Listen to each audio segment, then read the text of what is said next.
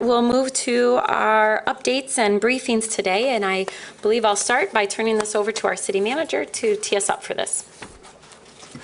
Thank you, Mayor.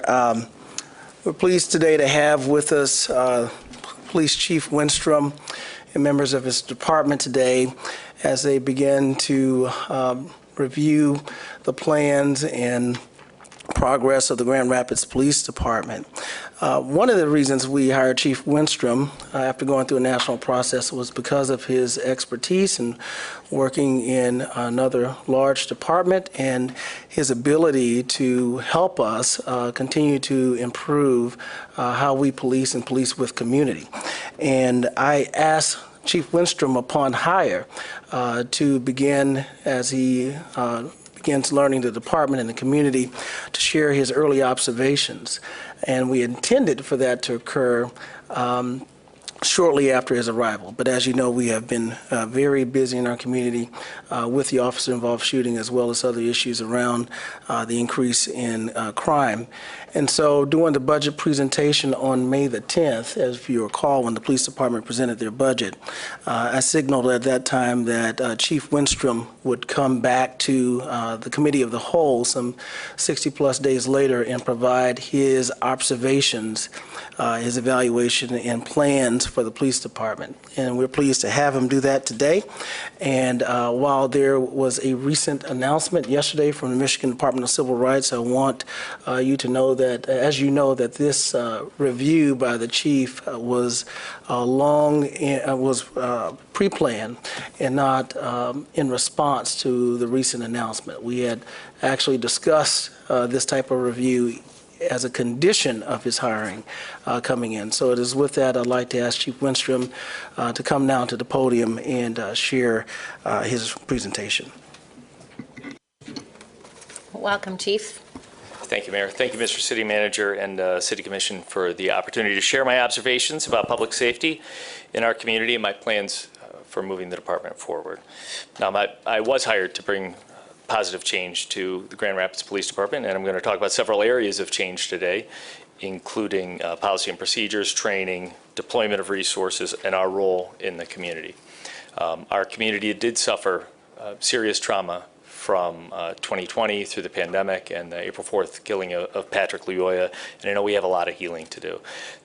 What I'm trying to do is translate what the community thinks and feels into better policing.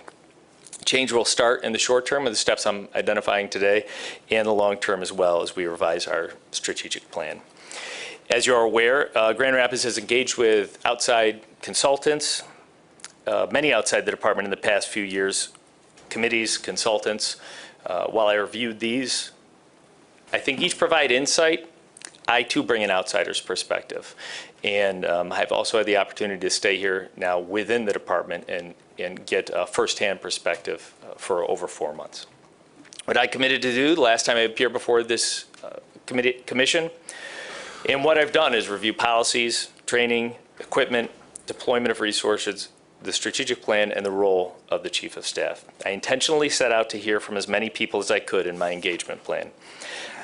I meet with my advisory team weekly, bi-weekly I should say, have continued conversations with various secular and faith-based groups. I'm committed to working with OPA to get community involved in training, get feedback from the community through surveys, getting insight from those inside the department by working with and listening to them. But there will always be more engagement to follow.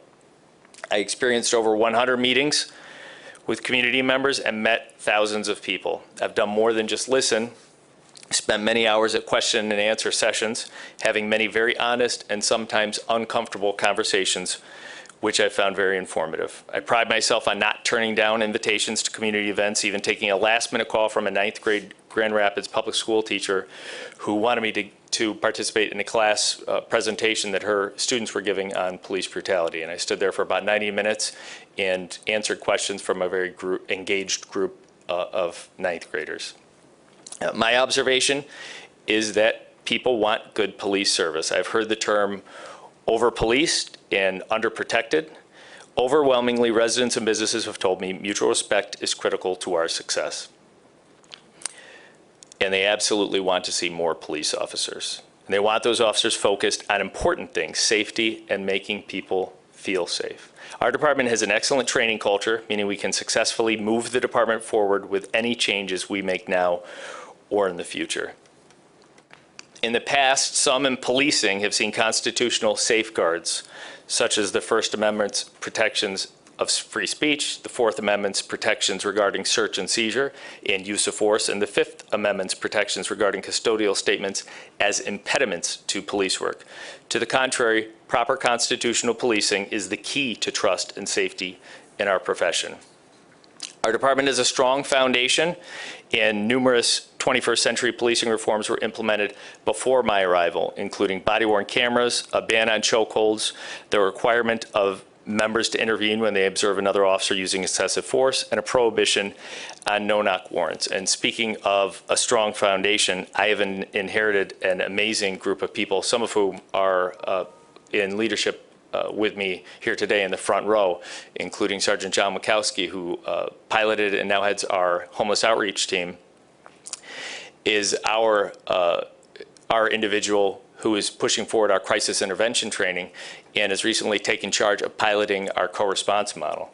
Lieutenant Jana Forner, who started in her role as head of internal affairs just before I started, and holds this department to exceptionally high standards in such a professional way. I'm extremely lucky that she was put in that position literally just weeks before I started.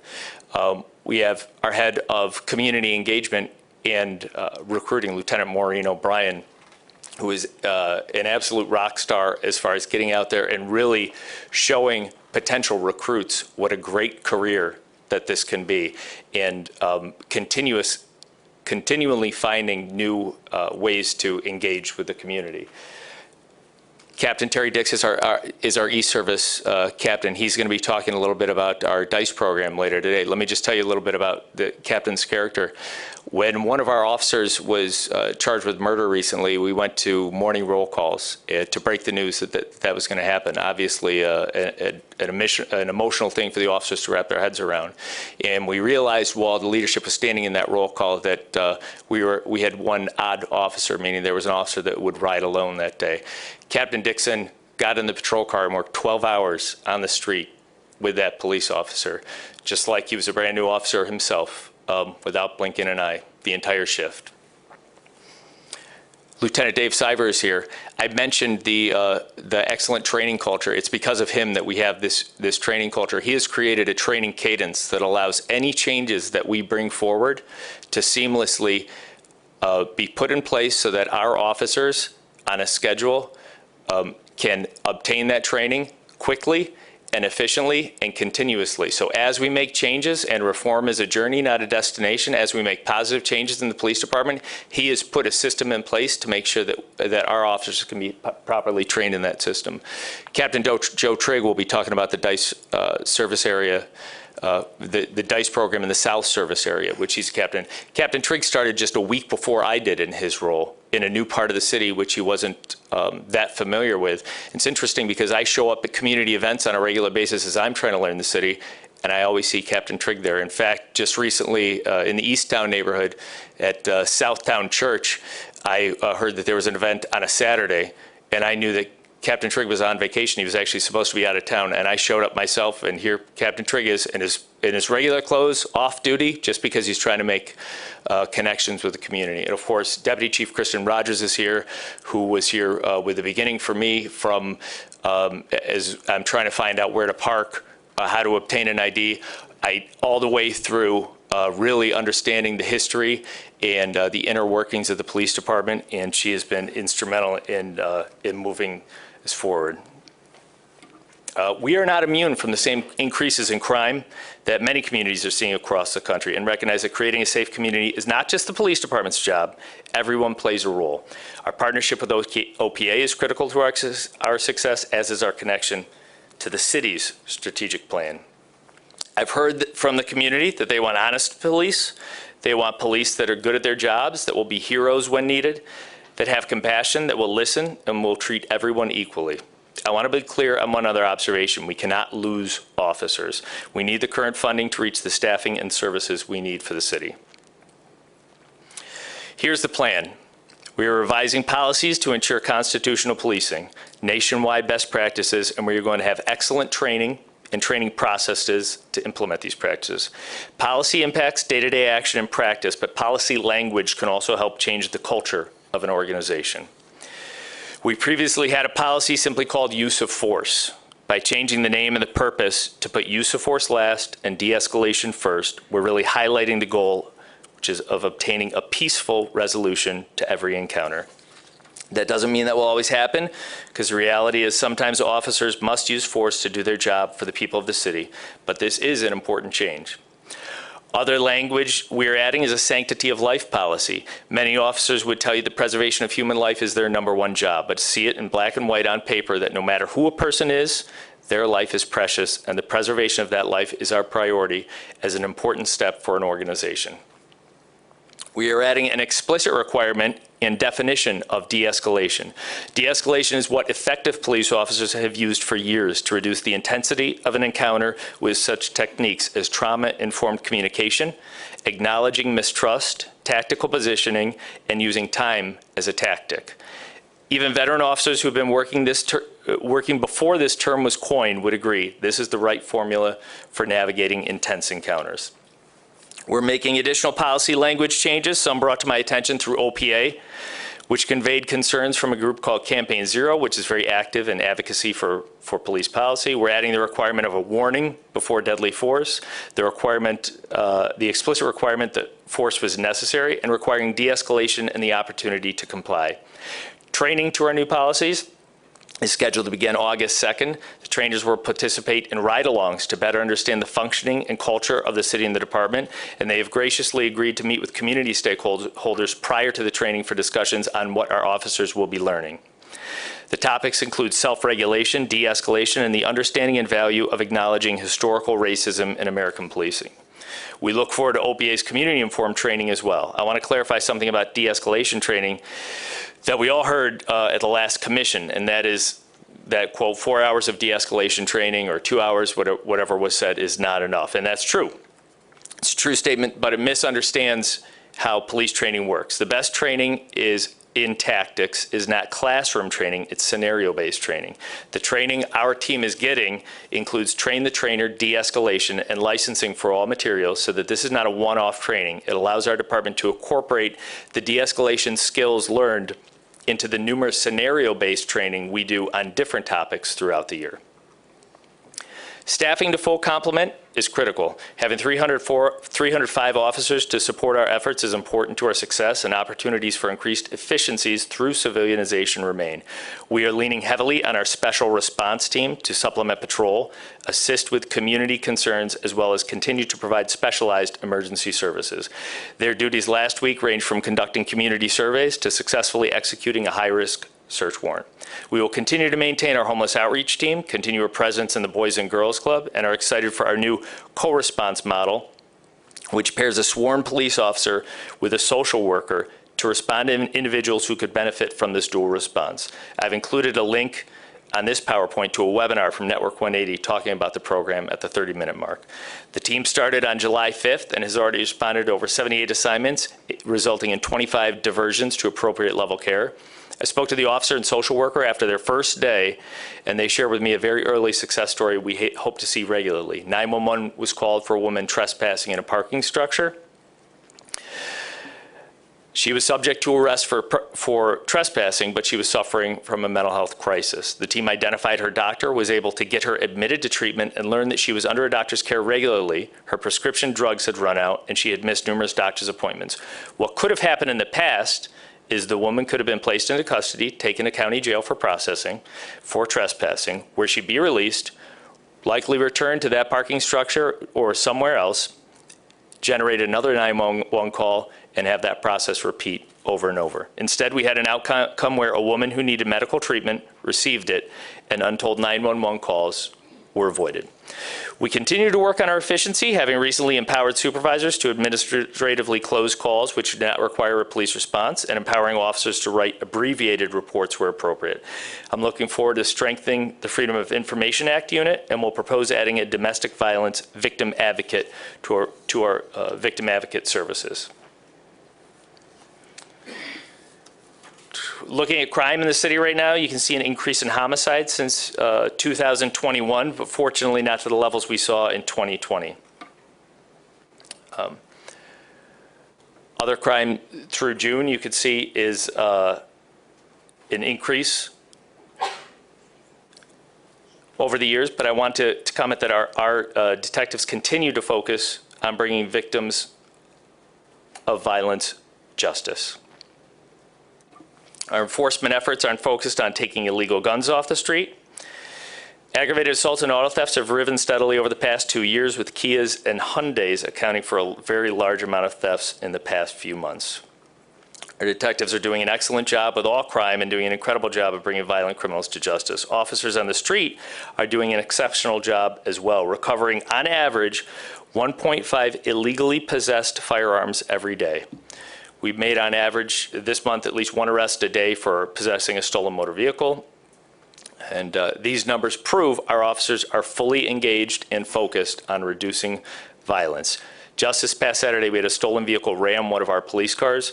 4 occupants were arrested, and they were in possession of 2 illegally possessed handguns. These are the kind of offenders we need held accountable for their actions, preferably before they are able to use those firearms.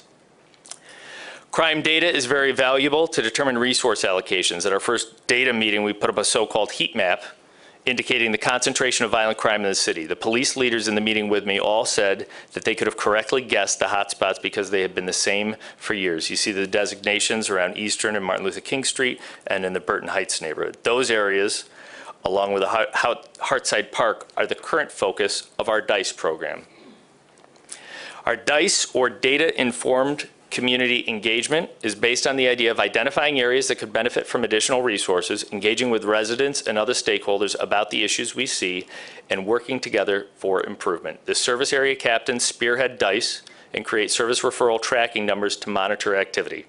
Not only do the captains connect directly with the stakeholders, but DICE gives them the opportunity to create more community engagement opportunities for the sergeants and police officers assigned to the areas.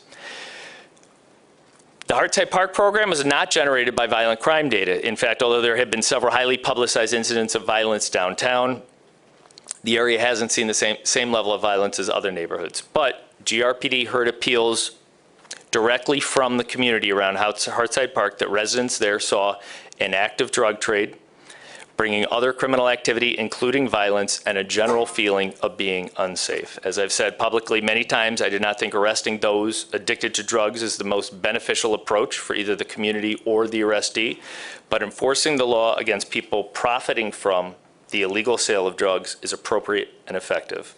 We've begun the enforcement portion of this operation this morning at 10 a.m. As I speak, we are moving to arrest 10 drug dealers who have been in this neighborhood, each of which we have already obtained warrants for. I anticipate seeing an immediate drop in criminal activity, and we want to send the message to the drug dealers that plaguing our neighborhood that Grand Rapids isn't going to put up with you profiting from destroying people's lives. We have also contacted our local missions, downtown service providers, and harm reduction organization Red Project to mitigate the potential impact this disruption of the drug supply on those with dependencies. I'm going to ask East Serviced Area Captain Terry Dixon, to come up for a brief update on his DICE operation, which is getting underway. I'll leave this for you if you want the next slide or that one. Sure. Good morning, Mayor, City Commissioners, and City Manager. So after the data was presented and the crime stats were made available to the service area captains, we then had to design and figure out the exact location and the boundaries for the data-informed community engagement operation.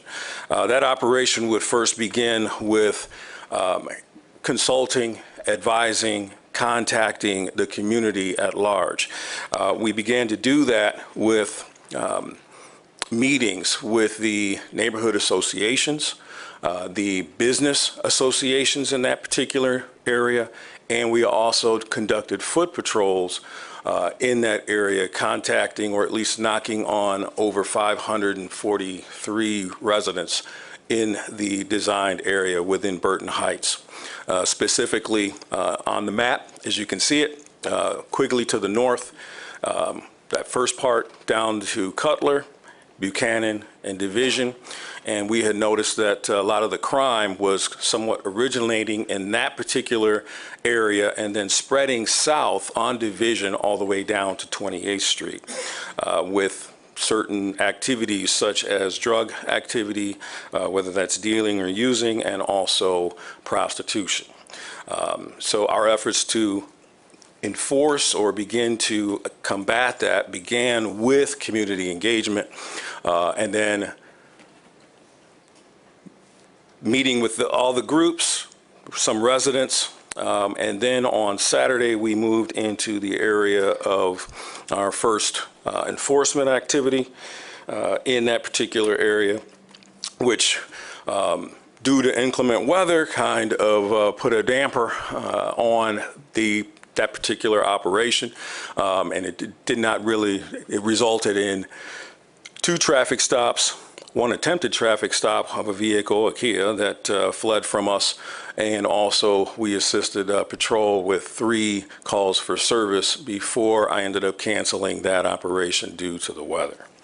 But moving forward, we will, and do have plans of additional operations as well as continued community engagement, foot patrols, and meeting with residents in that particular Garfield Park area. Specifically, my next contact will be on August 2nd, where I will attend the Garfield Park Neighborhood Association's event for National Night Out. So that will continue as well. This particular program will be moving forward for the next 3 months. During that entire 3-month period, I will be consistently evaluating and tweaking as we move forward in order to bring crime down in that particular area and make the area more safe for everyone.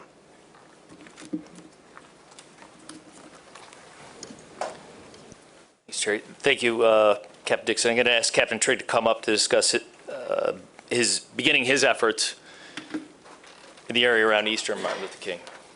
All right. Thank you, Chief. Thank you. Good morning. I'll save you from the redundancy of the program. Obviously, Captain Dixon explained kind of the details of what's going on. Obviously, my boundaries are different, as you see on the board there. So we're going to be working in those boundaries there. I think he explained the steps. The first step was the community engagement portion, which I met with at least 70% of my neighborhood organizations and kind of laid out the program, asked for their feedback on it, and actually scheduled a second meeting which is going to happen on the 11th of August, so we can bring more residents in. Obviously, this was kind of on something we got going quickly, but we want to get the community buy-in. We want to be able to present what this program is about and get their feedback going forward. I think as the Chief mentioned earlier, with the south end here, our trouble spots have not changed. We know what they are. I think the only difference that I want to bring to it is the engagement portion. We talk about the engagement and the engagement activities, but we need the engagement to make the residents in the neighborhood realize that we want the same things, and that's what I want to drive home. That we will both want a safe neighborhood, they want to live in a safe neighborhood, and not just talk about it, but actually be about it, drive it home. And that starts with building the engagement to get people wanting to have those contacts with us to help clean up the neighborhood and those type of things. So like the steps, getting that message out to the organizations, the neighborhood organizations. The follow-up meetings, we have the National Night Out that Captain Dixon referred to on April 2nd. I have 3 in the south end. There's some issues with time, but I'm going to try to get through to all of them because I think the engagement starts with me. I want to be that part, and bring the officers along on the path. But I want to be that initial icebreaker, even though we are in challenging times with the shooting in April. That kind of stalled some things. But I know from being out there, overwhelmingly, I see the community engaging me and waving at me. And I think they want it, they're yearning for it, and that's what we're going to bring. And this program is going to help us identify specifically, where the crime is so we can kind of exhaust our efforts there and see that the data, the information brought us to that area. and we're not just targeting a certain group. So I believe that covers the most part. Same thing as Captain Dixon mentioned. We're going to take the data that we get over a period of time, evaluate, and then kind of move forward, see what steps we need to take from there. So that's it. Thank you. Thank you, Captain Trick.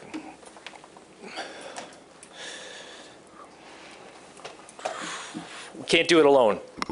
Whether it's our partners at Network 180, the Grand Rapids Fire Department, Private Security, Parks, Cure Violence, the Downtown Development Authority, other city agencies, we all have a role to play in public safety. We've seen the positive impact surveillance can have on deterrence and addressing crime condition. It's important to ask in government who else can help.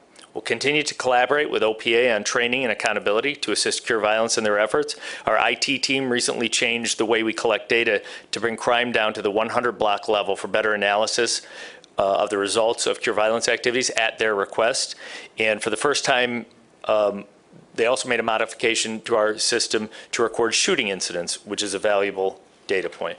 I want to share with you, I wanted to share with you an example of the outstanding efforts of our officers recently, and I didn't have to go back far. This is from July 20th. This was an arrest made by our SRT team in conjunction with our detectives and our vice.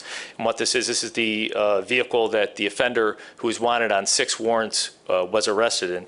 What you see there is something in the cup holder. It's a Glock 40.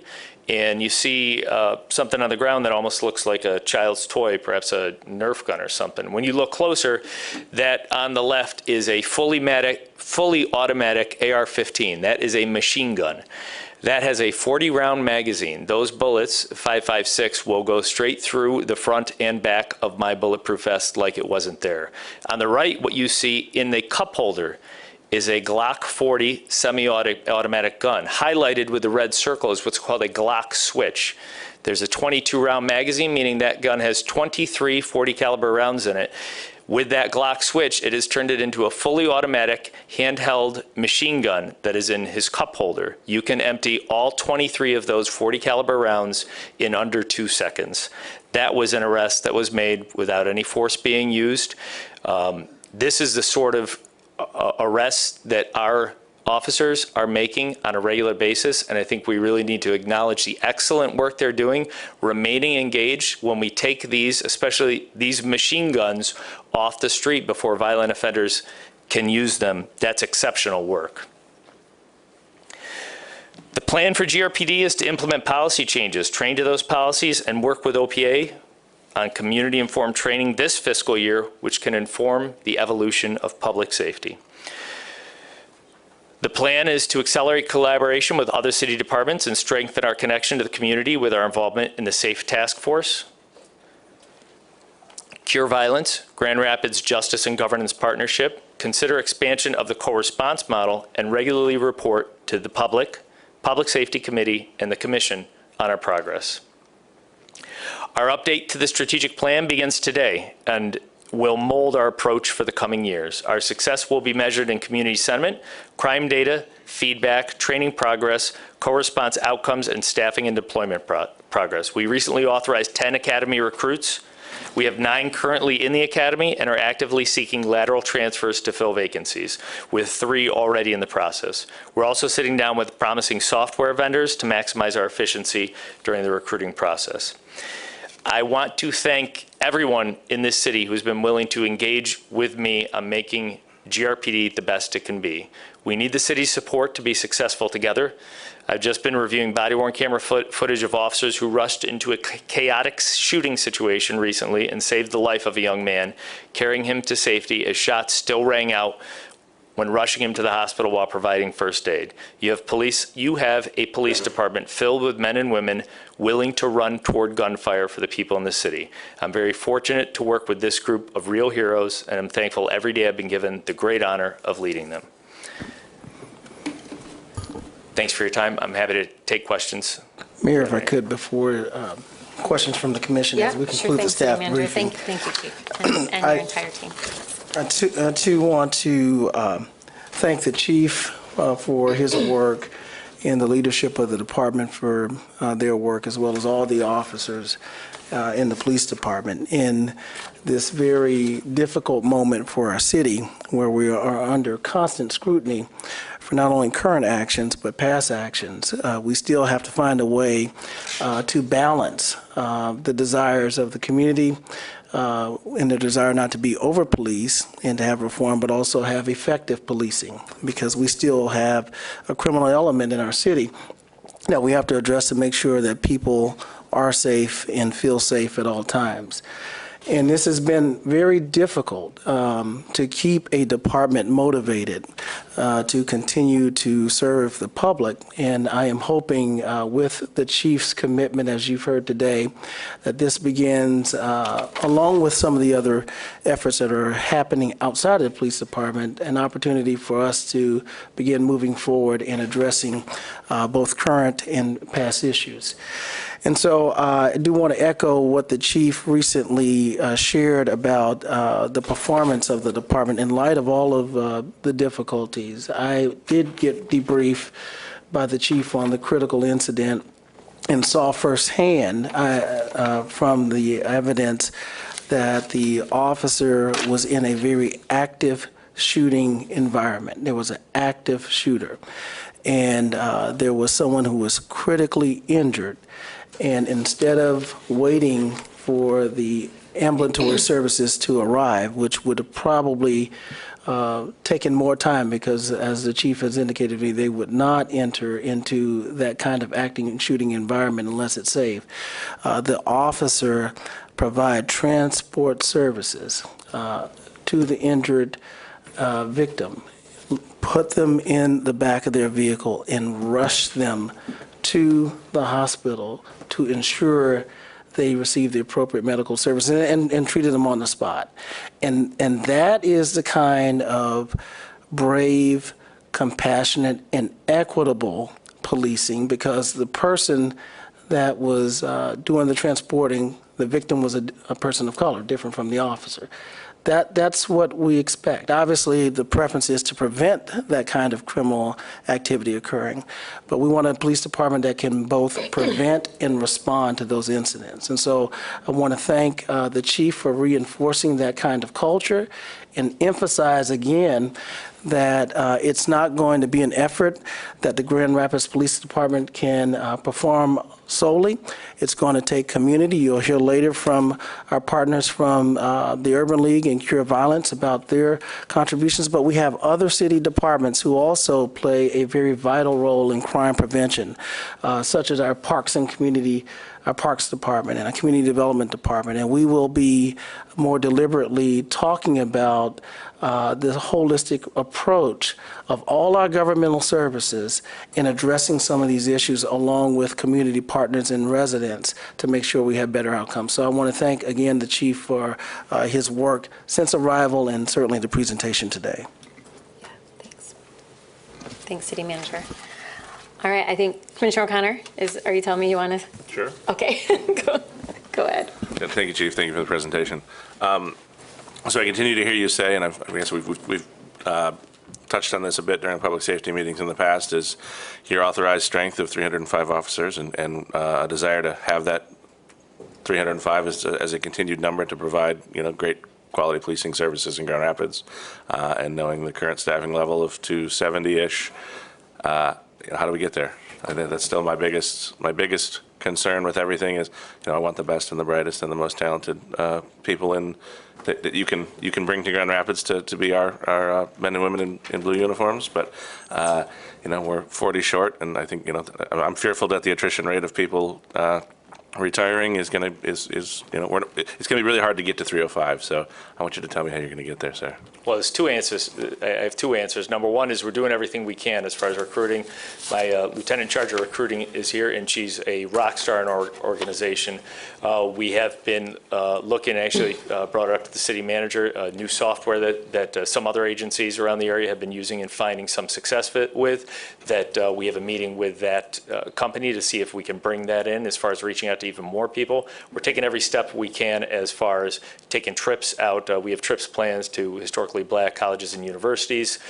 We have pop-up events at anytime there's an event that we can put a recruiting table at, we'll put the recruiting table at, reaching out as much as we can. So we're doing everything, but that gets me to the second answer to that question is making her job more easy is letting it be known that this city supports its police department. That's, the last slide is the last paragraph on this slide said, like, I'm really kind of a plea to say, I hope the city starts to recognize, or in fact, in public, I've gotten a ton of feedback that the city does recognize that they embrace the police, they see the need for the police, they support the police, they want the police out there.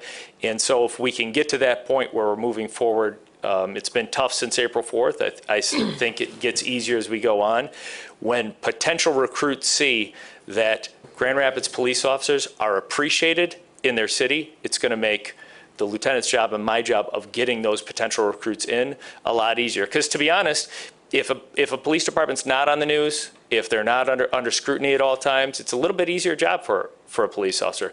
If you're working in a more rural environment where there's not always a call backlog, where you're not rushing in to save shooting victims in an active shooting situation, that's a little bit easier of a job. So when you have those two to choose from, you really need a heart of service to come work in Grand Rapids. And fortunately, we're getting those individuals. We need more of them, but I think as we get more support from the city, we'll get there. Thanks, Chief. I'll go to Commissioner Ruppert and then Commissioner Moody. Great, thank you, Chief. So there's a lot to unpack there, a lot to respond to. I made a lot of notes here, but first I just want to say thanks for listening. 100 meetings, I know you love coffee, but 100 meetings is a lot. And I thank you for the two-cupper that we had together. And I love this concept of we all have a role to play in public safety. And thank you for your action and heart side. So that's a perfect example of a holistic approach. Because the residents, we walked around, they saw some trees that needed to be trimmed, some trash cans that they needed, some lighting that they want adjusted. And then they had a very specific ask for the police department, and you delivered on that. So I'm so thankful for that. I'm hopeful that that can happen again. I got to hear Captain Dixon talk about DICE in the Burton Heights Business Association meeting, and I know that they really appreciate that outreach. And I think the thing that's intriguing to me about DICE is that door-to-door work. I think that that's going to be really interesting to see what that yields. And so those are two neighborhoods in the first ward that are on the heat map, and so I just want to say thanks for your action and swift action in both of those neighborhoods. The things that in particular, I just appreciate your sensitivity to people using drugs, right? It's the dealers that we want to get, so I just appreciate your sensitivity to that. I'm thankful for the update on co-response, and just in several weeks, right? That's already some great initial success. I affirm the training culture that you talked about within your department. I've noticed in the last 4.5 years that the training of GRPD is exceptional. And I think that this train the trainer formula, because we talked about that de-escalation training in LA that you wanted to bring, and it's expensive, but if we could do that train the trainer, it helps to spread it out. And so I thank you for that as well. There's a lot of other things in here that I appreciate, the emphasis on de-escalation. I'm really into neuroscience and trauma, so I think that that's a conversation that I think that is really important to kind of continue to invigorate within the department. A domestic violence victim advocate, an emphasis on the sanctity of life. All of those things are things that I just want to affirm. But I think that the thing that I appreciate this morning is the stories that you shared. And I think that when we have an opportunity to reflect on public safety through actual stories that happen in actual neighborhoods and in people's lives, both for the officers that are involved in it, as well as the community and how they respond to it, it just really helps, I think, for the healing to take place, is to root it in actual things that happen. And so thanks for sharing those stories, and thanks for all of this work. It's a lot of meetings. I know that in some ways, we're rebooting all over again. But I'm really encouraged by the things that you're mentioning here and the things that you're looking to work on with your team. So thank you so much. Thank you, Commissioner. Thank you, Chief, for this report. I like the word, Kurt said rebooting, but I would prefer reset. I would like to thank you for the work that you're doing, but most I would like to thank those men and women who are sitting right behind you, who've been in Grand Rapids for some time and have done a lot of work in this city. I know they don't get the credit that they truly deserve because of the fact that there's a hostile environment throughout the country. But what I do want to say, if Captain Triggs could answer this question for me, a lot of our violence are taking place within the 3rd Ward, which is Commissioner Lanier's and our ward.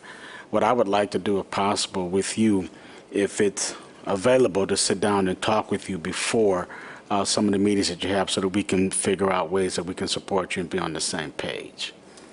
Absolutely. Like I said, I'm big into the engagement portion, and obviously having those sit-downs with you two, because I know you have that footprint in the community. So the more details, the more engagements I can have to be that voice for my troops going in and know exactly what the community wants and what you guys want to see. Absolutely. I think that'd be very appropriate. The other thing too is that, Chief, and your entire command staff, I'm a Grand Rapidian, and I say this all the time. We need to start at home with looking for our recruits. We always go all over across the country bringing in people.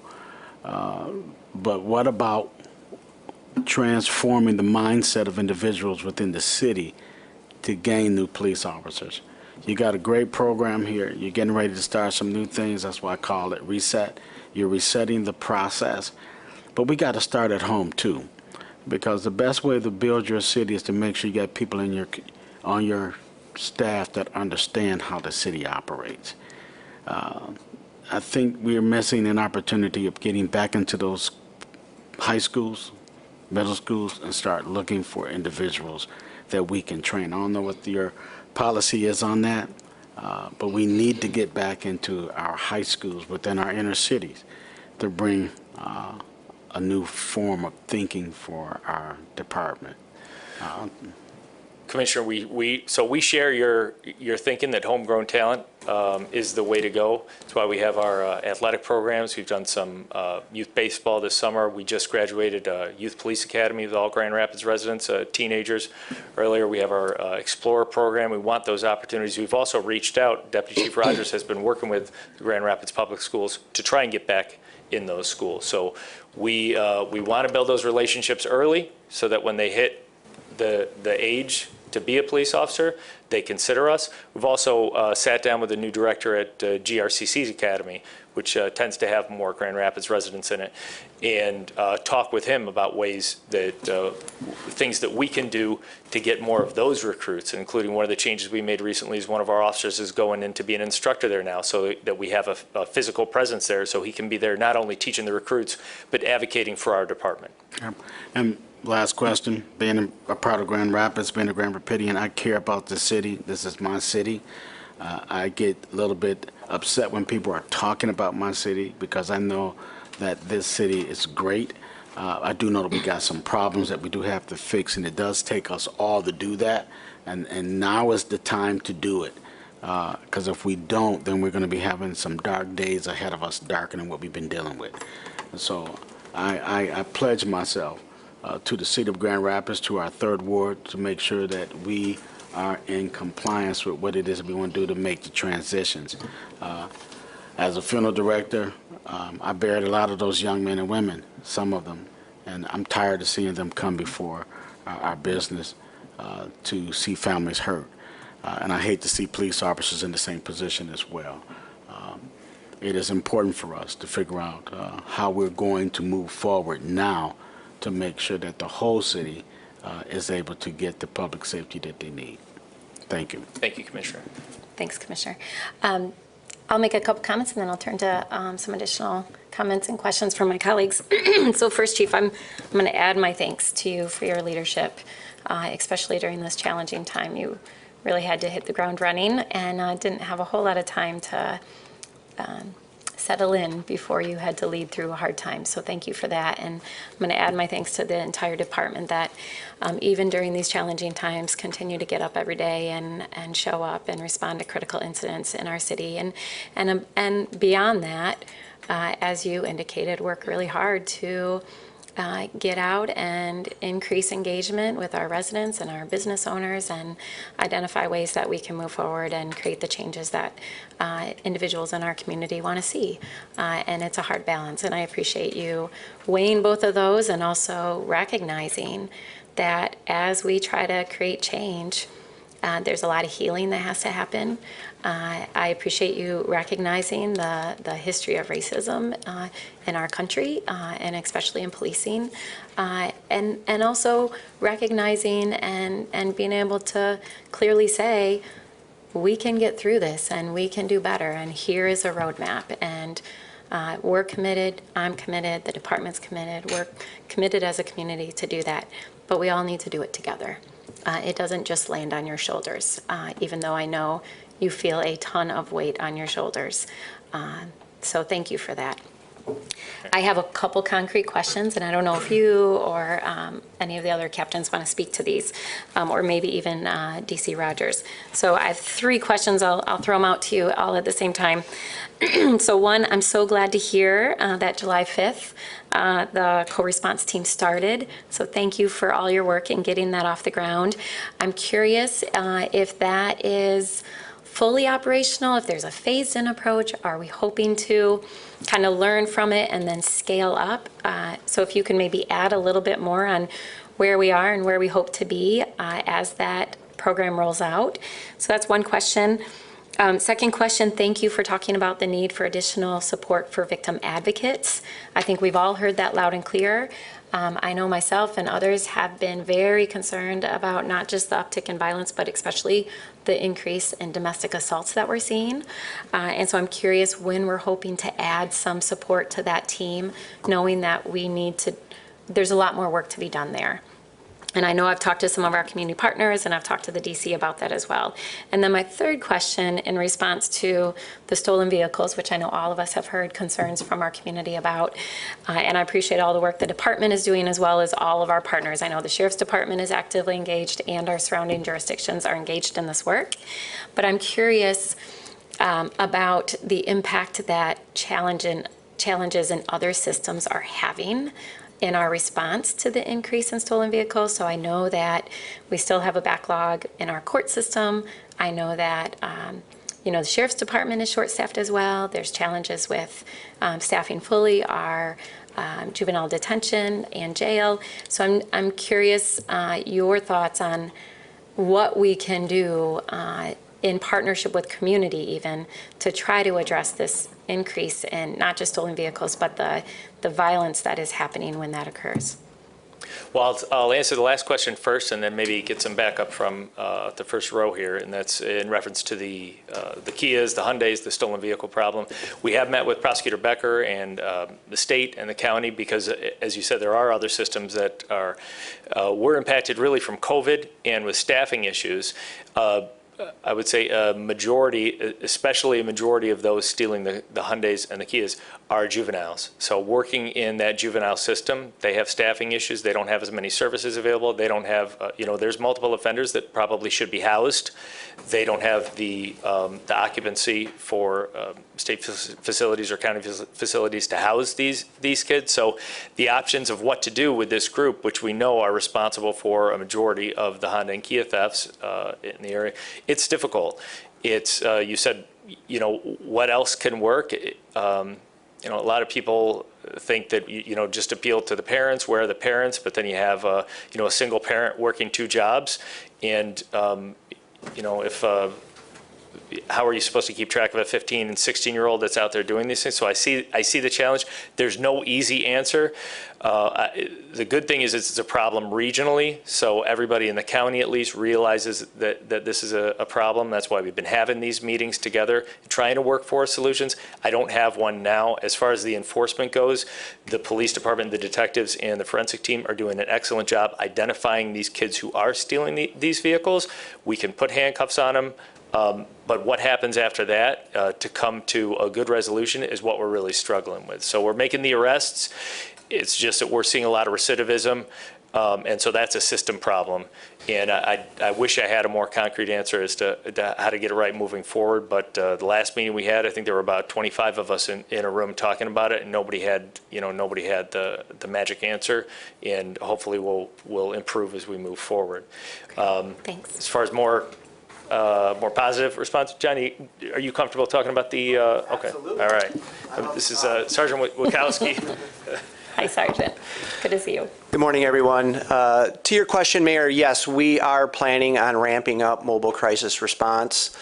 Currently, we're running it kind of as a pilot. We wanted to go slow to ensure that the service that we were providing was service of quality. Officer Smith and Social Worker Long are doing a fabulous job. And I think the most important thing to bring home with regards to this program is the saving in resources and the provision of quality care to some of our most vulnerable folks. When they're going to a call or when they're responding to a crisis, the social worker can get on her computer in time and figure out who this person is, the services they're getting, the medication they're on, and their case manager before they even get there, so they can start that dialogue with information already in hand. The team currently works 7 to 5, 4 days a week. They're extremely busy.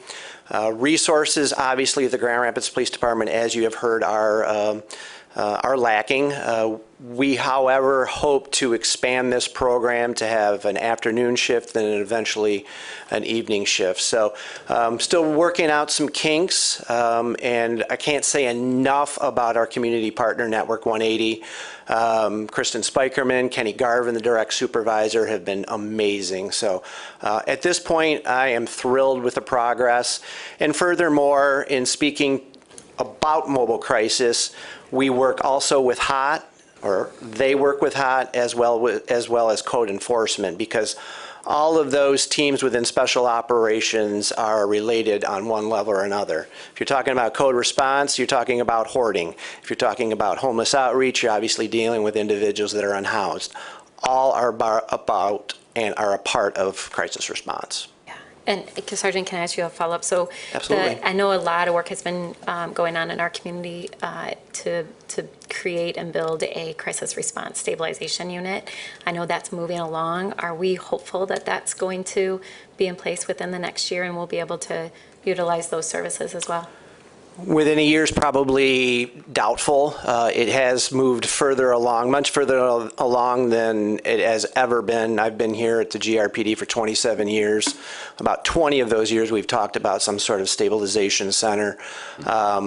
The county is pretty much heading up this. They're doing an amazing job. Certainly funding is a huge issue. Where it's going to go is probably going to be on the campus of St. Mary's. But this is a developing program, and certainly the evolution of what this is going to look like eventually has probably not been fully realized. But that's where we're heading. I think we're at a point of no return as far as it actually being implemented. Mayor and probably a few of others know of Common Ground on the other side of the state, sort of fashioning in that model. That will relieve a lot of pressure of our EDs and certainly our jails. So if we divert somebody, we can bring them to a location where they can get further stabilized. So Great. Thanks for your work on that. You're welcome, ma'am. Appreciate it. I just want to say, I think Officer Smith is a great appointment to that role. I think the world of him. He's fantastic. Thanks. I'm going to ask Deputy Chief Rogers to come up and speak to the Victim Services aspect. Great. Thanks. Hi, DC. Sure. Hello. Yes, so coming from an investigator role myself for 17 years and working with victims and seeing how the I guess times have changed and staffing and resources and stuff. Definitely the reduction of our domestic assault response team did hit hard home for us. We have an awesome internal victim advocate, Clarissa Novak. And so we've been working with her on actually creating additional positions within the police department. We'd like to move her to her supervisor role. And then we would create 2 victim advocates underneath her. Because what I think a lot of people don't realize is that Staffing with police is just not on the road, but it's also in our investigations unit. It's within other areas within our police department. So really, any police report that gets created that has a victim assigned, unless that case gets charged, that's the only time that they actually get victim services through the court. Otherwise, all of the other people that we interact with, they do not get any type of victim advocacy. So really, we need the people internal to reach out and act as a conduit in between our road patrol and our detectives, and then the larger picture with like Safe Haven or the Y or other larger resources that are out there. So really, I mean, they contact all the police reports that either don't get assigned or that don't get charged, and we really, like I said, need that conduit. And that's probably, I mean, right now we're looking at about 9,000 reports that we get in internal, and with staffing and other resources, I mean, we're struggling with about probably 5,000 that get assigned. So we really, there's several reports that need that attention. Okay, thanks. All right, Commissioner Lanier, and then, and then Commissioner Jones. Thank you. Thank you, Chief and crew, for your presentations this morning. Wealth of information. I have a lot of hearts on my PowerPoint here, indicating the things that I really like to see and to hear that's happening in the department. And I would echo the comments of the mayor that I am grateful that you did have in a part of your presentation about the racism that existed in the history of policing, because I think that's an important message for the community to understand, the agency to understand, this body to understand as we're making decisions. That's part of it and part of some of the concerns we've heard from the community. So thank you for doing that. I have a few questions. I always seem to be the last one, you know, towards the end, and then it's like, we've spent so much time. Should I hold back on my questions? Nope. Go I ahead. always go back and forth in my head. So I do have a few I questions. still have 2 more commissioners to go. So I know, have yeah. at it. And they're long-winded too, so. So I'll try and kind of go through them all, Chief. And you and your lieutenants and captains and officers and sergeants can jump in where you see fit. I'm still curious about the neighborhood policing model that was implemented and where things are with that. And your perspective on the strategic plan. The agency spent a lot of time developing it, so because it was recently developed, I'm just curious to know what modifications does some of what's in here make to that existing plan, or if you're planning to overhaul that plan. I am grateful for the activity of the social workers being teamed with a sworn officer. I'm curious to know if we are engaging them in, and I see victim services as not just domestic violence, but those who have been victimized in crime in different ways. So I want to make sure that that's a part of victim services, that that we're, you know, addressing a plethora of victims. In addition to people who are witnessing crime happening in their neighborhoods, and then, you know, seeing a dead body and then going back in and eating dinner and going to school the next day. Like, there needs to be some level of trauma-informed services provided to community and as a whole when those things transpire. So I'm just curious to hear about that. And with the victim support, you know, I'm also curious about perpetrator support, family support. So when a perpetrator commits a crime, their families are impacted by that in some way, shape, or form. And, you know, how do we help them to understand the system too, as they're navigating it for their loved one who has perpetrated a crime, because households and families are impacted by that. Thank you, Captain Dixon, for your time. I've, you know, heard back from many of the businesses who are grateful for your engagement. Thank you for prioritizing that in the East Service Center. And to hear that you're knocking on doors and that your goal is to reduce crime throughout your service center. And thank you, Captain Trigg. I think Commissioner Moody said it well. You know, I too am interested in having dialogue to see how we can support, and that's the same for you as well, Captain Dixon. So thank you for your engagement. And I think that this engagement is an essential element to the recruitment question and conversation, because when there is interest and there is trust that's built, the outcome of that will be, you know, the interest in policing as a profession. And, you know, I'll never forget taking my son at the time to a police banquet many years ago. And it was during a time when videos would be shown, and he left saying, I want to do that. I want to be an SRT. And that was, and since then, he has gone to that banquet and reminds me about it every single year. Now, he's changed career aspirations 5 times now, but the idea that he was exposed to something and made a decision about it is important. And so if he were to circle back to policing being of interest for him, then, you know, it's because relationships have been built every single time he's at the banquet. And I'm appreciative of the data sharing that is occurring with the community, so neighborhood associations, as well as a partner like the Urban League and the Cure Violence. Thank you for showing the weapons that were retrieved and going in depth about kind of the nature of the weapons that are there. I think it's helpful for us, it's helpful for the public to understand the significance and severity of what's on the street. Excuse me. And, you know, so I'm curious, I think I had heard a number about how many weapons are being confiscated off the street, so I'd like to know a little bit more about that.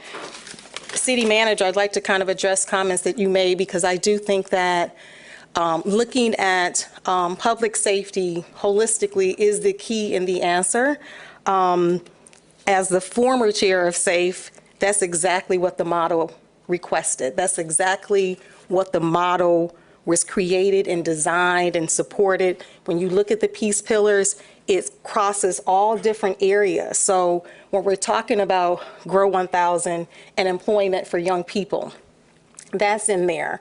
When we're talking about having recreation and parks, that's in there. Data sharing, policy changes, all of that's in there, and having models like Cure Violence is also a part of that. And and even some of the funding of the programs that's happening through SAFE, like parental engagement. So we had program providers saying we would provide these services, but they would leave and some of it would be undone because they're going home and hearing a different message. So they started having programs to bring parents into the changes that they're trying to help young people to see, and even funding domestic violence programs. All of these things, when you look at the peace pillars, is in there, because what we know for sure and what we knew back in 2015 is that all of those things need to be in place simultaneously for you to see a reduction in violence or an increase in public safety. I'll kind of end with just a few more things. It was a delight to hear, and I think I have heard these conversations by having one-on-one conversations with members of the agency, but I think it's important for the community to hear it as well, that there is a priority for engagement. And I heard that from your captains, Sergeant, I know Lieutenant O'Brien, who is a rock star. Thank you for calling her that. You know, she appreciates that. And I think that, you know, the DCs also are, you know, heavy on community engagement. And I'm happy that that exists right here in the Grand Rapids Police Department.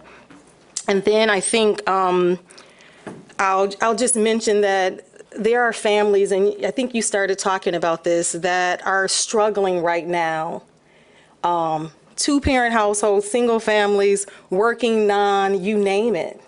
They're struggling with what to do with their children who are of age and in independence, you know, where they can have access to things that the families don't want them to. And what I hear as an opportunity here for us as a city is that we need to create a place for those families to go, a number for those families to call, partnerships with organizations for them to provide services for them, because sometimes they're fearful of directly calling the department, and because they don't really want the outcome to be prison, but they know their family member needs help. And I see that as an opportunity, and I don't know where that should rest. And perhaps you know that now, but I just think we need to figure out a way to make that available so that even the young people who don't want to get in the game can figure out a way to prevent themselves from getting into the game. I'm saying game and not gang, right? Because the game is different than the gang. And they are trying to avoid some of this. And many of them are carrying these weapons, at least conversations I have had, because they fear for their lives too. And so the solution they think is this, and we know that that isn't the solution. But if someone else is carrying the weapons, what should they do? And so I'd like to kind of hear a little bit about that. I thank you, Commissioner Isasi and the other co-chairs of SAFE for the gun buyback that's happening next week, because I think that is a way to be able to say to families, if you see it and you want to get rid of it, here's a safe place for you to be able to do that. So I'll end there. Thank you. Thanks, Commissioner. Can you repeat the question? Chief, I know Commissioner Lanier had a lot in there, so maybe I think just I got highlight. it. I have my highlight a few questions now. things, Don't and play. I have them. Not sure I heard a question. This may require a one-on-one session with you too, but. New PowerPoint. 2 coffee meeting probably. Commissioner, I'll tell you, so to address what you mentioned at the end, I really liked what you were saying, and I agree with what you're saying. And kind of what I mentioned earlier is, with this group of kids that are stealing cars, sometimes driving around with guns, committing other crime, what I've heard from some people is, where are the parents? We got to hold the parents accountable. Parents, and then you look into it, and it's a single mom with a couple kids, 2 jobs.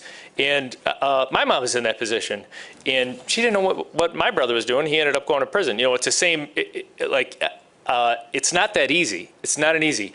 But I think you're suggesting, I agree, that we can't do it alone, the police. There are more out there, whether it's Safe Task Force or, we're working with Cure Violence. Deputy Chief Rogers and I had a meeting with an organization the other day who gave us these cards. Is like, hey, give these to your police officers. Let them know that if they encounter a family that's in need of diapers of some sort of thing, let them know we're out there. I'd never heard of this organization before, and now they're just like, there's resources out there. So educating our police officers on what those resources are when it's the cops that are called to go to these things.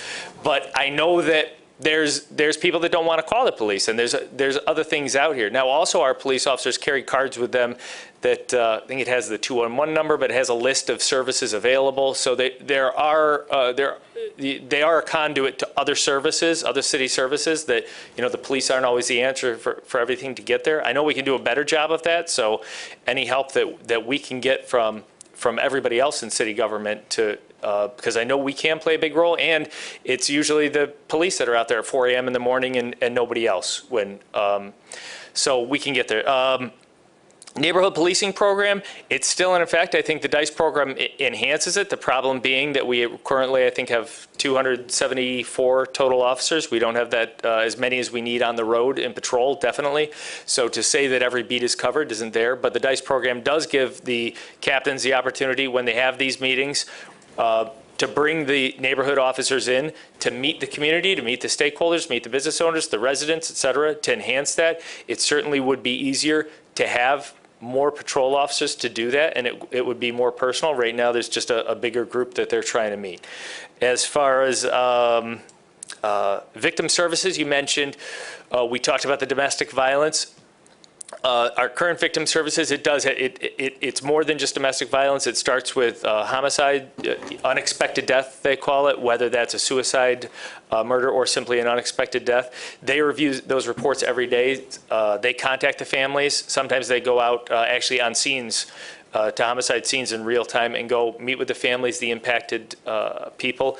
As far as services for others, you said like offender services. Like I know that there's an impact. You take a father out of a home and send him to prison.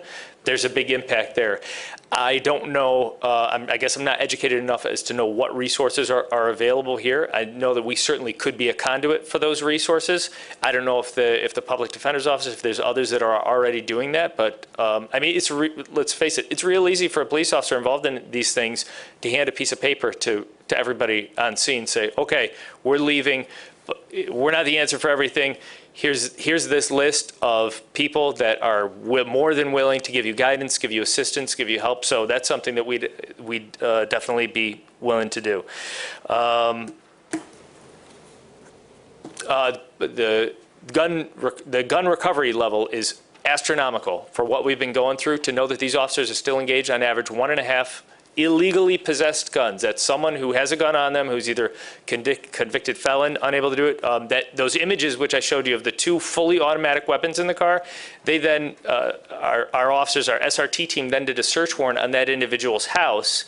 There were 4 more guns, 1 of them fully automatic, 2 of them ghost guns, which means they had 0 serial numbers on them, so we have no idea where they came from. So obviously we contacted the ATF, and they're involved to take this offender to federal court as well. But to think that on average, 1.5 guns every single day, Grand Rapids cops are getting 1 or 2 guns off the street from people illegally possessing them. And you don't hear about, we don't have officer-involved shootings every day. And these are extremely dangerous encounters, but they know how important it is to get these guns before these guns are used. So that's all the jumbled notes I have. If there's one that you think I missed, but I can come back anytime. Thanks, Chief. Thank you. Thank you, Commissioner. Which I will just echo what you said, Chief, and which is why many of us have said for a long time we need more and more aggressive common sense gun laws in this country. So, and then, Chief, your response made me think of something. We still have a volunteer victim advocate trained team, right? And they will share community resources. It's been a while since I've talked to them, but correct. Okay. Yeah, we have a response team that goes to any unexplained death, even more than homicides. Right now, Clarissa is working with all crimes other than domestic assault. Okay. So that's what our proposal is, for 2 additional advocates under her. So one would do all crimes non-family related, and our family service team, Hallway, which includes domestic assault, it would do any type of family crimes or any report that actually, like I said, is not even assigned to a detective. Mm-hmm. So needed resources, Arbor Circle information, Wedgwood, I mean, anything like that.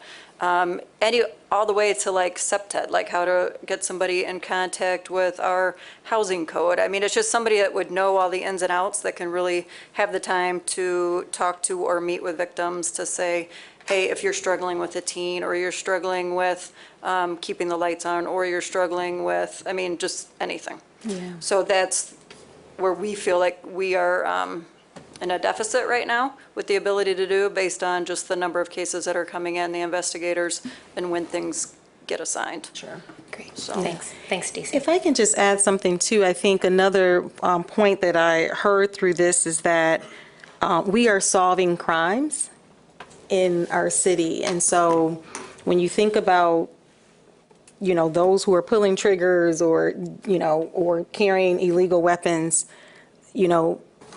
they're being,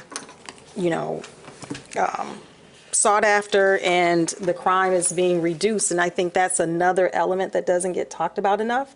So, when you kill someone in the city of Grand Rapids, there are consequences to that. And I think that's another message that's important for families and young people to hear, that you don't just shoot and that's the end of it. This isn't a video game. Yeah, absolutely. And we've had, unfortunately, 16 murders so far this year, made arrests in 9 of them. The 9 people going to prison on them, and I anticipate the other 7 will get cleared as well. Excellent detectives here. This is not the place to mess around and commit a gun crime. We will find you. Yeah. Which is important for the family of the victim. Absolutely. Yeah. All right, Commissioner Jones, and then Commissioner Isasi. Thank you, Mayor, and thank you, Chief, for your presentation on this morning. I want to begin by acknowledging the the presence of two realities, I think, in our community, and this is, I would say, well before, you mentioned in your presentation the year 2020. I want to suggest that we have been sitting in and dealing with both tension and trauma probably well before 2020, both from the perspective of your officers, as well as those of us who sit on the dais, as well as those in community. And tension is defined as the state of being stretched tight. And I think that I think each of us has a story, each of us meaning those of us up here, our officers, as well as those in community, about the very real tension that exists in our community, even today, and of course, how it was exacerbated on April 4 and beyond. And I also tend to believe that that tension leads to trauma, and that whether officers want to admit it or not, I think that officers have been traumatized. I think the community's been traumatized. I think we up here have been traumatized. And so we are in uncharted waters, and I just want to thank you for your continued leadership for such a time as this. I don't think there's anything that could have prepared you for your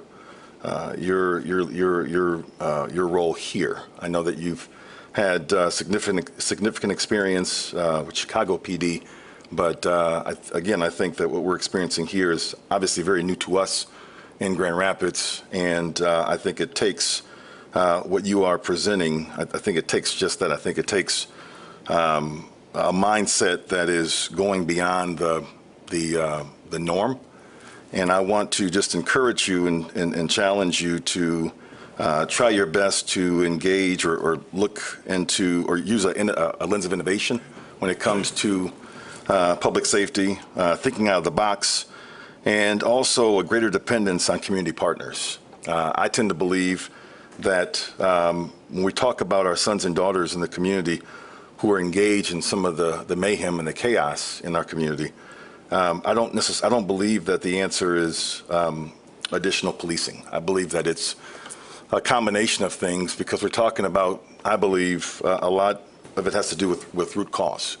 So these are elements that there's nothing an officer can do to address some of the historic inequities that have plagued our country, that have gotten us to the place that we are in terms of the outcomes and some of the behaviors of some of our community members with regards to possessing guns and, again, engaging in chaos and stealing cars and such. These are things that, again, I don't think any of your officers went, when they went through the academy, were trained on how to deal with root cause. And so I think a greater dependence on community partners is critical if we are to turn the corner and be a community that is deemed as safe and feels all the more safer. I think you mentioned that there was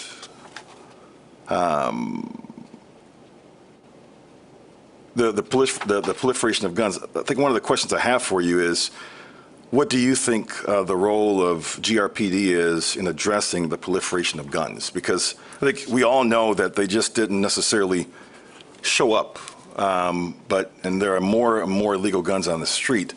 But what role do you think specifically PD plays in the proliferation? Because I get it. I don't think that any of you want to come in contact with anyone who possesses an illegal firearm.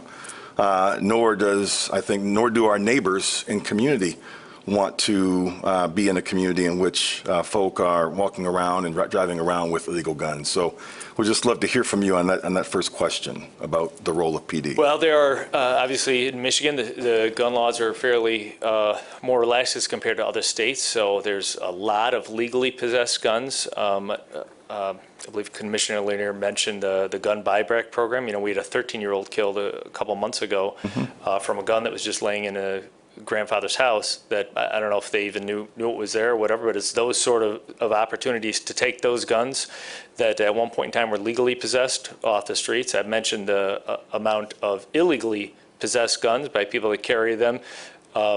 potentially because they intend to use them in some other crime, that the officers are doing a fantastic job. And then you have the even more extreme, these literal machine guns that exist. And we're working with our partners in ATF because it's those sort of guns that end up either in mass killings, school violence incidents and things like that, or I should say, the Glock that I showed you that literally can fire 24 bullets in under 2 seconds is impossible to aim. Even a trained marksman could not aim that gun after the first shot. So within 2 seconds, you have bullets literally sprayed all over. They could go into houses occupied by kids, et cetera. So getting those extreme guns off the street, I really do think that there is a role for law enforcement in getting those illegal guns and letting people know, advertising to people that if you get caught with one of these guns, you will go to prison because extremely dangerous. This is how innocent kids get killed all the time by those sort of weapons. So we do have a role, like you mentioned about root causes. I'll be the first to admit that police aren't the answer to all of the issues regarding crime activity. And if that means that we can be a partner in some of those, in doing our part to assist in fixing some of those root causes, I'll be the first to say I'll stand next to somebody and nod my head, give support, whatever it is I can do to support the people that are really working hard for those root causes. We're all on board. But I'll be the first to admit we're not the complete answer, but I do think that there's an important role for law enforcement as well. Thank you. Another question I have is you make mention of part of your work since you've been here has been to take a good hard look at the plethora of studies and plans that we have initiated, starting back with the 12-point plan in 2015. And in particular, I want to lift up the staffing analysis that came by way of the Hilliard-Hines study. And you make mention of your initial action plan to review and consider different deployment strategies for sworn staff. Again, recognizing that we're in a season right now where I think you mentioned the number 274, but there's a budget for 305. I want to suggest that a lot of the issues regarding trying to successfully recruit potential officers has to do, unfortunately, with our current state. And, I think part of the collateral damage and the unintended consequences of an officer-involved shooting, this is what I've seen in Minneapolis, I've seen this in Louisville, I've seen this in Chicago, I've seen this in St. Louis. And so this is nothing new in terms of the struggle for departments to recruit, to attract recruits for policing. But just, again, some of your thoughts about the potential of taking an even harder look at the current staffing model and giving real consideration to what Hilliard-Hines suggested in 2019 in terms of their belief of how we can properly deploy our resources. Yeah, I did look at that study when made some of the changes, including the civilianization, which is something that's under contract negotiation right now. So we're looking to take a few spots that we think could be civilianized from sworn police officers. So that would immediately give us a benefit of more officers on the road. The case management practices and, civilian staff, alternate response strategies. That's kind of what I mentioned about, we're looking at two things. Number one, we're looking internally at the detective unit, the level of solvability of cases that come in, because traditionally every case has been assigned to a detective. Even if you read the case and you realize there's no witnesses, there's no evidence, there's nothing, we're never going to find this stolen lawn ornament or something like that. It would still go to a detective. So I've asked the detective team to give me a list, a threshold that I can sign off on and say, we're going to reduce the administrative burden from the detectives. We're simply not going to sign these out, which is just an administrative savings of time.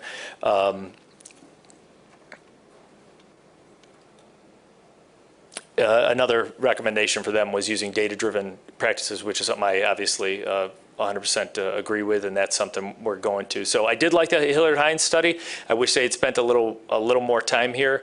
There's some dissension internally from the department that they didn't spend enough time I've spent a lot more time and, been living it. I have also met with almost all my, not almost, all my command staff, most of them actually individually, to talk about the potential for other deployment strategies to be more efficient.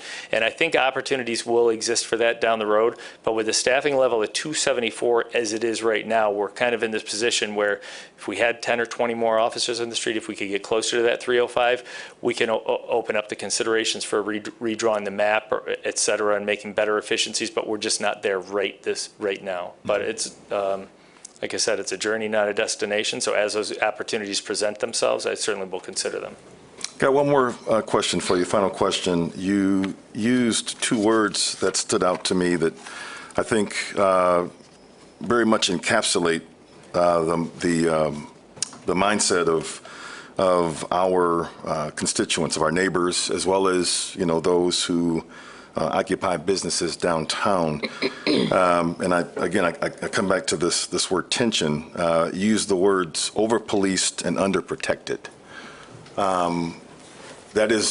a hard place to sit because, to your point, there are those within our community who feel as if there's too much of a presence, obviously, and there are those who feel as if there's not enough.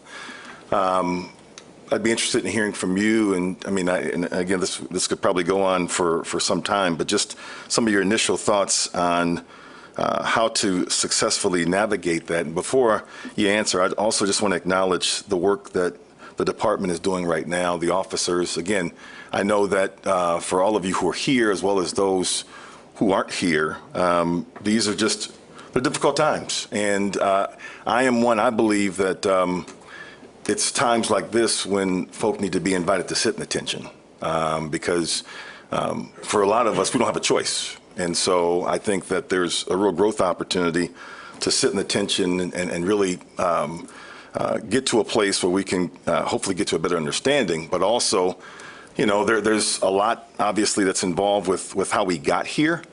But I think this really, again, encapsulates it well because I think this really describes our community.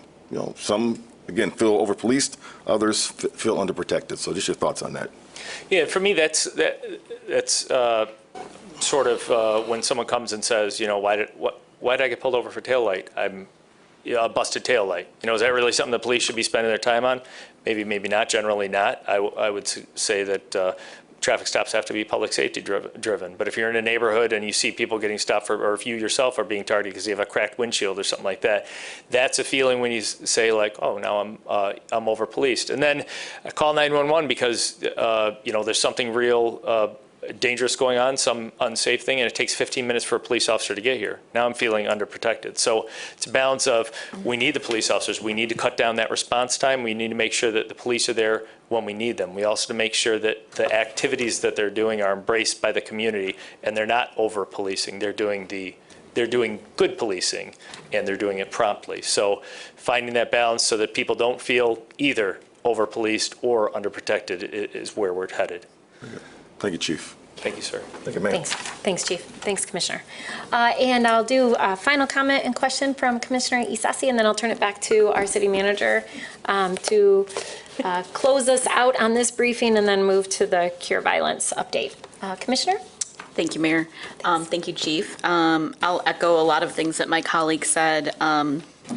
I remember talking to you in the early days of you being here. I remember sitting in this room and being very impressed by your presentation, and I'm glad that you are here leading this department. Thank you to all of your leadership that are here today. Thank you to the officers that engage every day. Especially, let's admit the past couple of months in these chambers have been difficult to be in. We've felt that, as my colleague talked about, the tension and the trauma. And there's been a number of officers, I don't know all their names, who have sat here in the front and been talked to in ways that felt like we've been talked to. And I know that's not the only instances, but I think, we need to continue to call out the way to have conflict and engagement in this place without targeting individuals. So thank you. The things that I heard that were really very on message for me. Actually, city manager said it. I had written it down before you were saying it, is a holistic. This is actually a quite holistic, very detailed, which includes both tactics, measurements, as well as stories. So what you've laid out today is both a qualitative and a quantitative sort of look back, as well as your plan. I'll be honest, I've only been on the commission, this is my third year, but this is the most detailed update that I've received. So thank you for that, and thank you for those that presented or were part of the presentation. Some things that highlighted, connecting to the GRCC Academy. I think this is something that our colleagues, many of us have brought up over time, talking about how do we encourage others that are homegrown, who represent the community both racially, gender-wise, to come into our ranks.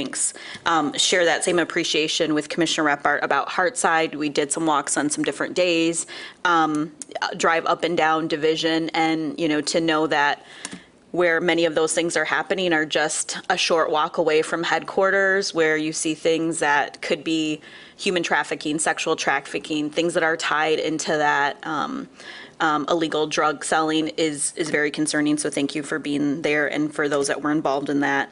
The highlight that the connections are not just with OPA. So appreciate you, Brandon, and OPA, but there's also many other departments inside the city, and you called out a number of them, as well as I know you've made important connections to court system, our prosecutor's office, and other officials.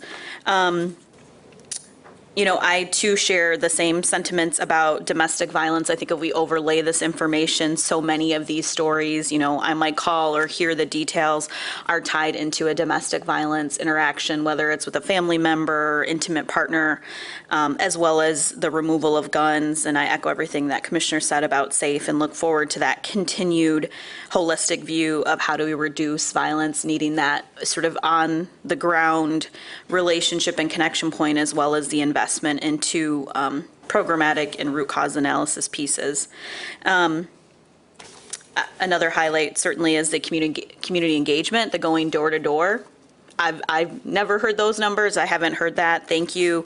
I think going door to door, we do it when we campaign, and it's different. You're asking somebody to sort of come on your side, and you all have to do that as well, right? And there's a whole bunch of reasons that people don't want to answer their door, right? And so to stay committed, in the numbers that I heard were certainly impressive. So my questions, because Commissioner Lanier, I will so miss you come 2023, so I only have 3 questions. One, specifically around technology. That was one thing that I didn't hear. I heard the use of data, which I think is important, but I didn't hear sort of a connection point to probably some conversations that we had last fall around community engagement sessions, listening sessions around sort of like aerial supports and things like that, drones. I know that's been a conversation point in the past with public safety. So I'd be interested to hear, is that something that you're still looking at? What is that intention on, I know it's not just drones, but I'll use drones for lack of a better word. And then my other question is really around the staffing piece. As people have heard, I know there was a pop-up event maybe last month or the month before. I've had a couple of people reach out to me. Again, it's perception or it's their feeling, I don't know for sure, but some people who have said, I know family members or others who have wanted to apply, who have applied, and they have not made it through the process, but maybe they got hired in another agency or another community.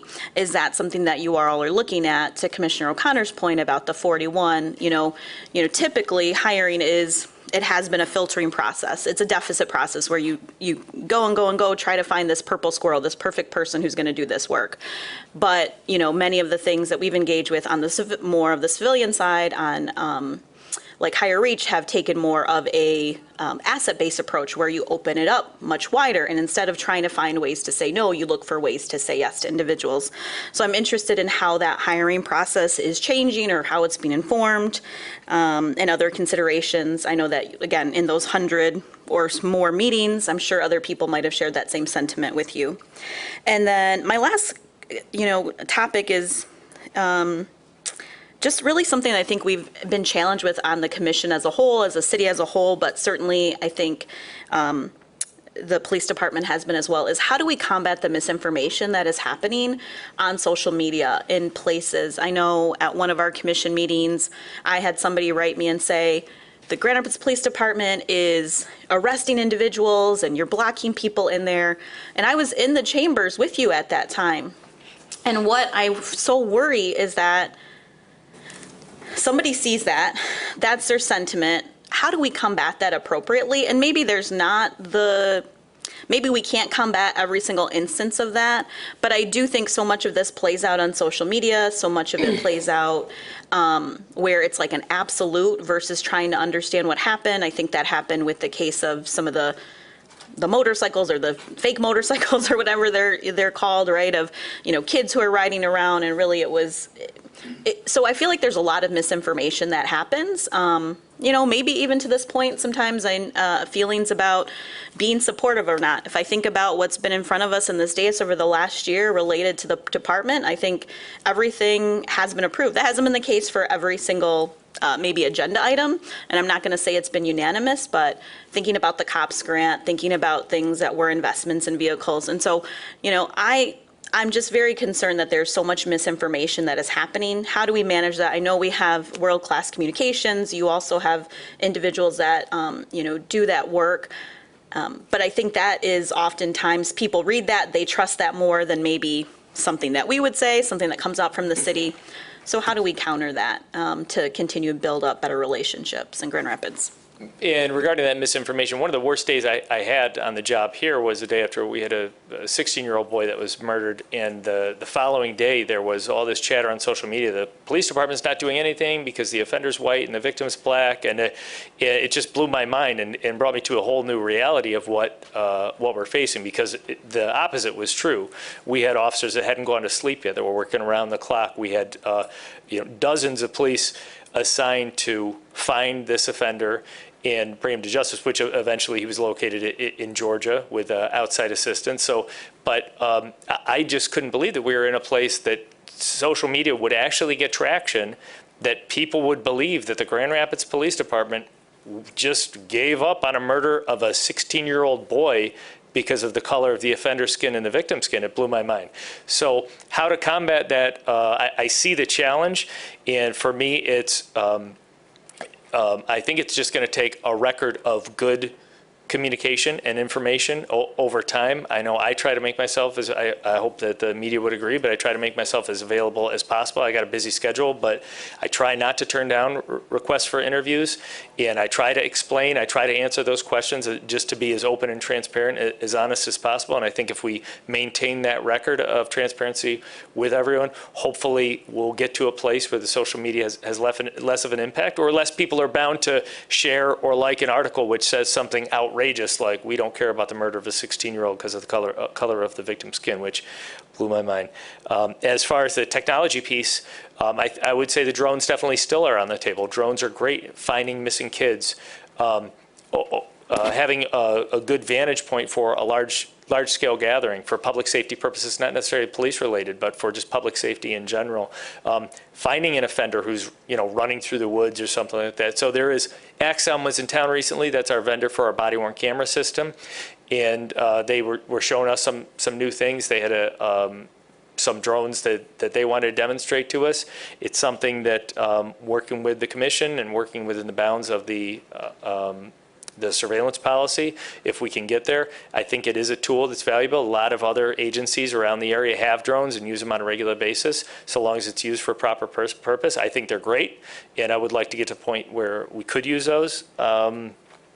As far as hiring standards, there's been a lot of talk, like, are you going to lower your standards? We're not lowering standards. We are changing standards to meet the reality of the day, and that is one of the standards we changed when I first started. Was we had a list of potential recruits, and two of them we were considering eliminating because of they both had a couple prior marijuana usages. And I looked at it and I said, geez, driving in here for, in my moving truck as I came in, I saw so many advertisements for legalized marijuana, on the side of the highway. I'm like, if we keep this up, we're never going to have any recruits come 2024. So I'm like, I can sense the culture here. So it's the same thing. And I brought it to my PCAT team that day. I was like, hey, what do you, I'm trying to get a sense of the culture here. And they're like, well, would you, eliminate a recruit who had drank vodka 4 times when they were 20 years old? I was like, no, I wouldn't. They're like, okay, well, there's your answer. So we are making sure that our standards meet the times. I have heard stories about qualified candidates who were rejected here who went elsewhere. I wish that whoever was rejected would reapply now so we could take another look, because we really do need the recruits to come in. But those standards are always under evaluation, and I think everybody's going to get a fair shot while I'm the chief. Thanks. Hope that answers your questions. Yeah. Thanks, Chief. And Chief, I'm just going to thank you for referencing the tragic case with the 16-year-old victim. I think every single one of us were startled and quite frankly shocked at some of the misinformation we saw on social media related to that case. Just a real tragedy. So thank you for referencing that. All right, City Manager, I think we will close this briefing. Again, I add my thanks. It was incredibly comprehensive and thorough, and I know a lot of work has gone into this. It was on your agenda since the day you started, and I appreciate all the work. So, Thank you, City Manager, you want to close before we move to cure violence? Thank you, Mayor. And just a couple of action items that you can look forward to that will help advance the Chief's effort to build engagement and communication. We've talked about upcoming meetings of the City Commission and having an opportunity for more resident engagement and not just public comment. So you'll get more formal information, but we will be reinstituting our community nights out. I want to thank Doug Matthews for helping to organize those ward meetings, and we will have an opportunity to preview the National Community Survey, as well as information regarding policing prior to the start of those meetings. So over at 5:30 on till 7, that'll be the engagement aspect, and we'll do regular city business and vote, and that engagement will serve as a more effective way to have deliberative dialogue, to Commissioner Sassi's point. And the first meeting will tentatively is planned for August 23rd in the first ward, September 20th in the third ward, and October 18th in the second ward. Those are the tentative plans at this point. And I again want to emphasize the team approach to this. The police department's done a lot of good work, but I want to thank my executive team also for the supportive work in this presentation, all the staff there, as well as the many other departments that contributed to this. Thank you, Chief. Thank you, sir.